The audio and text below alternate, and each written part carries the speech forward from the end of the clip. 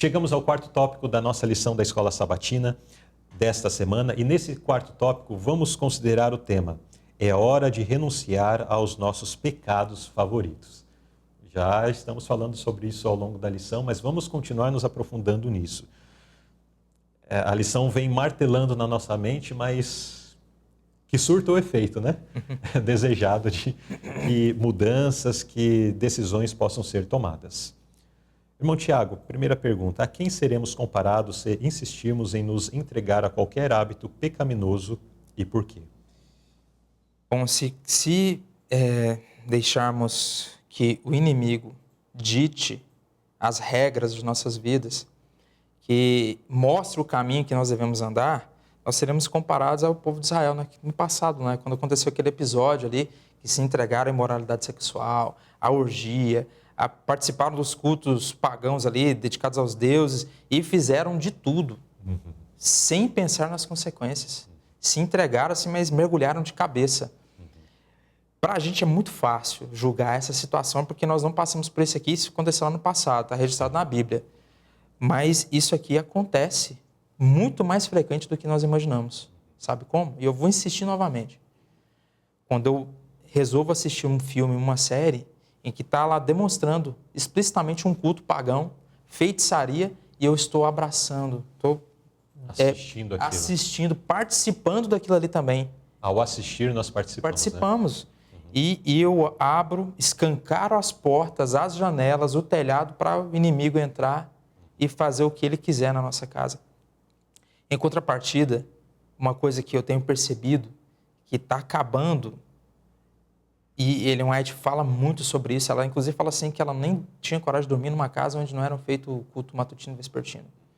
E eu tenho percebido que nós, por conta da correria, que é algo imposta também pelo inimigo, o inimigo quer roubar o nosso tempo, que é o bem mais valioso, e para ele, muito mais valioso ainda, muitas vezes saímos na correria, oramos muito ruim, chegamos tarde em casa, às vezes também fazemos um culto muito assim, para cumprir tabela. Quando acontece, né? Quando acontece. E o inimigo ele tem ganhado terreno com isso. E eles praticaram aquelas obras de moralidade ali, participaram daqueles cultos, não foi de uma noite para o dia. Eles começaram contemplando as moabitas, começaram a ver que era interessante, depois de tanto contemplar, começaram a desejar aquilo ali. E quando se viram, estavam lá, participando, praticando, fazendo aquilo que antes eles condenavam. Isso é uma advertência muito séria, porque hoje eu posso estar aqui advertindo muito veementemente, e se eu não continuar vigiando, se eu não continuar no caminho do Senhor, vigiar, orar constantemente, trazer a unção do Espírito Santo para a minha casa, deixar que o altar da família ali esteja funcionando completamente todos os dias, amanhã e à tarde, isso pode acontecer comigo, pode acontecer com você. Então, eu insisto novamente, muito do que nós temos contemplado nas telas é o que tem transformado nosso coração. E isso vai transformando aos poucos, eu não percebo. Isso é muito inofensivo para mim, porque eu sou conhecedor da luz, eu tenho a luz maior, e eu vivo numa bolha, eu estou vendo através da bolha, então isso não vai me afetar. É mais um engano de Satanás, e ele triunfa sobre esse pensamento. Exato. E é interessante que ainda podemos acrescentar, né, aqui também o exemplo de Balaão, que trabalhou nesse episódio. Ele era alguém que tinha o conhecimento de Deus, e quando ele foi convidado, deixa eu ver se eu não estou adiantando algum pensamento, porque eu sei que em alguma lição a gente explica sobre isso, mas eu acho que é aqui mesmo. Balaão recebeu a mensagem de Deus para ele não se envolver com aquela situação anterior ainda ao episódio mencionado pelo irmão Tiago aqui, onde ele foi contratado, ou as pessoas quiseram contratar ele para amaldiçoar o povo de Israel, que estava saindo do Egito rumo à terra de Canaã. E o Senhor apareceu para ele e disse: olha, Balaão, não aceite isso não. Mas as pessoas chegaram com dinheiro e tal, e o dinheiro convenceu ele. E finalmente ele foi. Ou seja, ele foi vencido pelo desejo de ganho. E ao fazer isto, ao agir desta forma, ele abriu a porta, porque um pecado chama o outro, né? Então ele aceitou e daí ele foi. Daí ele tentou amaldiçoar, não conseguia, só declarava bênção. Bênção. Mas só que ele já estava comprado ali pelos pagãos, né, que queriam a destruição de Israel. Tendo em vista que ele não conseguiu sucesso em amaldiçoar o povo de Deus, ele disse, olha, Deus não me permite amaldiçoá-los, por quê? Porque eles estão andando de acordo com os planos de Deus, eles estão servindo a Deus, assim, nas suas lutas, mas estão buscando servir ao Senhor de todo o coração. Mas no momento em que vocês tirarem ou fizerem alguma coisa para que o povo de Israel faça alguma coisa errada, o favor de Deus será tirado de sobre o povo de Israel e então, automaticamente, eles vão sofrer alguma coisa. Dito e feito. O próprio Balaão participou ali da maquinação de um evento, né? De um culto pagão e foram nas beiradas do acampamento de Israel, vamos lá, vamos festejar conosco, e aí as mulheres exacerbando ali a sua sensualidade, e os homens atraídos por aquilo foram, se prostituíram, e aí o desagrado de Deus veio. A maldição que Balaão não conseguiu proferir, agora não precisou dizer nada, porque a própria ação dos israelitas já trouxe isso sobre eles. Mas analise comigo a história de Balaão. Um pecado chama outro. O desejo de ganho inicial fez com que ele agora se envolvesse com aquela situação de tal forma que ele agiu como o próprio Satanás, criando armadilhas para que o povo de Deus caísse. Irmãos, quão sério é isso? Quando nós abrimos espaço para o inimigo, depois nós nos tornamos um mensageiro dele para causar a ruína das pessoas que estão ao nosso redor. O mesmo foi com Eva, foi com Balaão e com tantos outros. Portanto, não vamos abrir uma brecha para o inimigo. Vamos vigiar, não vamos nos permitir nos envolver com hábitos pecaminosos, que é o pensamento aqui, para que nós não venhamos a sofrer nós mesmos, né, as consequências disso, e não venhamos a se tornar um agente de Satanás para causar a ruína de outros. Eu achei muito interessante o que você colocou aqui, eu não tinha analisado nesse aspecto, mas agora faz todo sentido aqui para mim, porque muitas vezes as pessoas querem convencer pela pregação, mas Balaão não conseguiu convencer pela pregação, ele conseguiu convencer pela influência. Exatamente. Então, quão grande é a influência? Sim. E como o diabo quer atacar esse aspecto específico. Quanto mais luz, mais influência, mais importância, mais status, é esse que ele vai querer usar. Porque ele vai conseguir um agente multiplicador, replicador. Replicador. Uma pessoa, ela leva a outra, e essa outra leva a outra, essa primeira continua fazendo a obra e multiplica-se o pecado. Eu quero convidar os nossos internautas, nossos ouvintes, para que compartilhem nos comentários aí da mídia pela qual você está nos acompanhando, uma experiência de vitória sobre um hábito, ou um hábito errado, ou sobre algum pecado. Com certeza a sua experiência de vitória poderá fortalecer, poderá inspirar outras pessoas a também batalharem para se tornarem vitoriosos sobre uma situação. E eu quero trazer aqui uma experiência que eu vivi quando estava na 8ª série. Eu tinha uma colega de sala que a cada 10 palavras, daí exagerando, mas 11 eram palavrões. Assim, era um palavrão atrás do outro.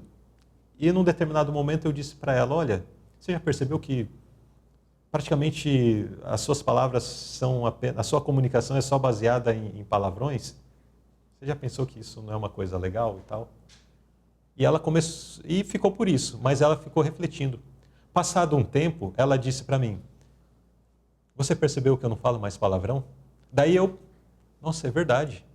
E já fazia um tempo que ela, olha, já tem um tempo, aquilo ficou na minha mente e tal, e já tem já algumas semanas que eu não tenho mais falado palavrão. Eu fiquei muito feliz, é uma experiência assim que me marcou ainda do período escolar. Você também tem a sua experiência, compartilhe, vamos inspirar pessoas a buscarem a vitória. Não agir como Balaão, não agir como o povo de Israel naquele episódio onde caíram também na cilada de Balaão.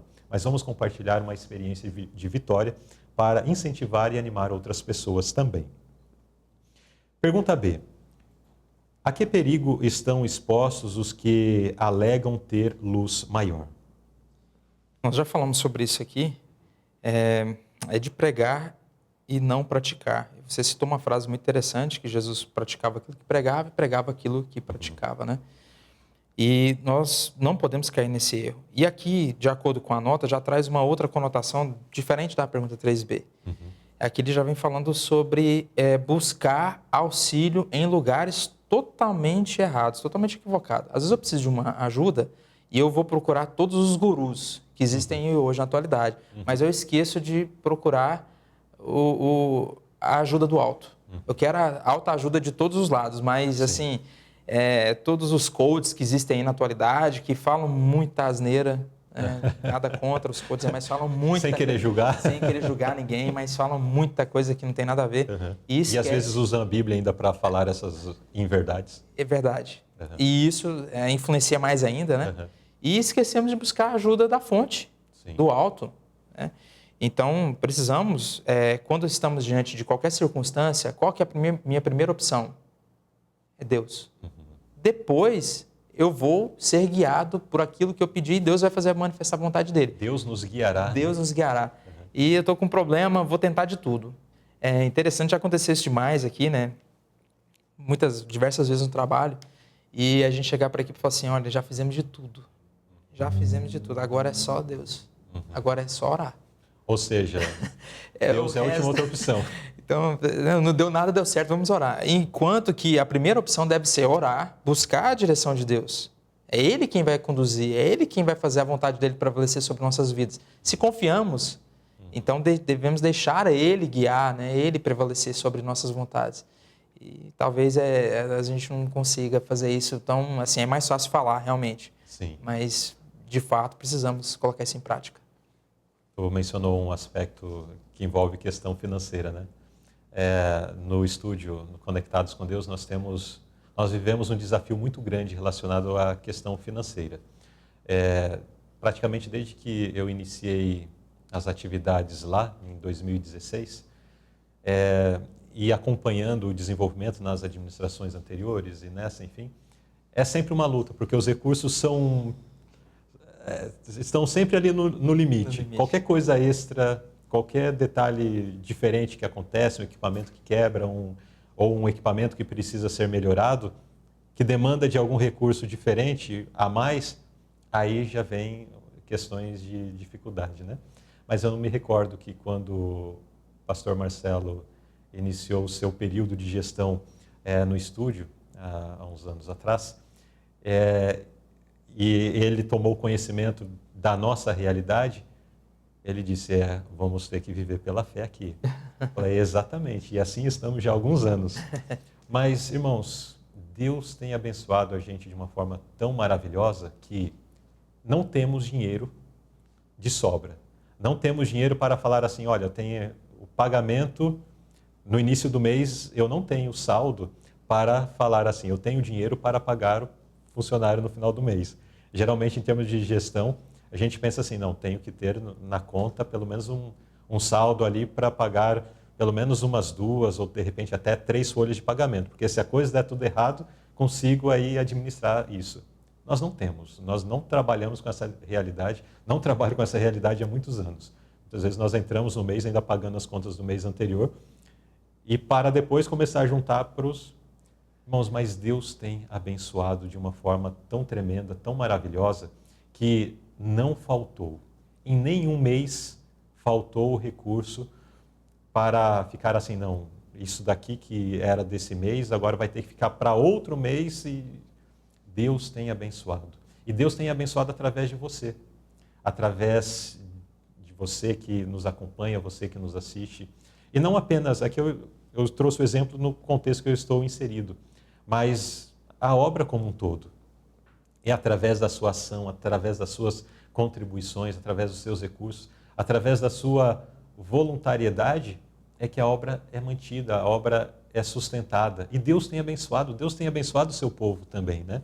E nós só temos que diante disso, agradecer ao Papai do Céu por você que tem contribuído, tem ajudado o Ministério Conectados com Deus, as uniões brasileiras, as associações, as igrejas a manterem o trabalho e as atividades através do Ministério dos Pastores, do trabalho dos obreiros.